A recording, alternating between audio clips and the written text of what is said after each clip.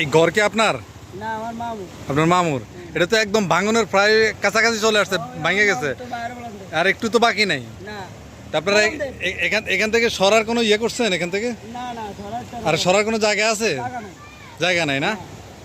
তারপরে তো ভেঙে গেছে অলরেডি, পানি চলে আসছে একদম কাছাকাছি। মানে ঘরের লোক দেন না, খালা গাইয়া ভাঙছে ঘর, দেন না, ওই যে গাছের লোক বাঁধতেছি। হ্যাঁ হ্যাঁ, আমার মামু ওই আয়ুব। দৌদান। বড় হয়ে যাবো।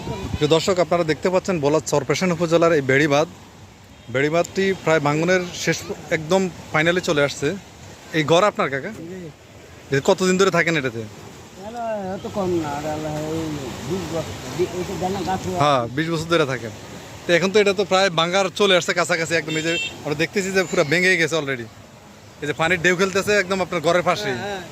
তো এখন এখান থেকে সরার ব্যবস্থা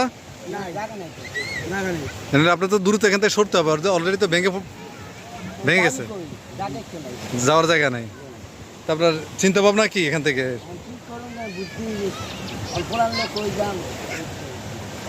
আপনার এই যে এমপি মহোদয় বা প্রধানমন্ত্রী বা কারো কাছে আপনার সহযোগিতা চাইতে পারেন আপনি?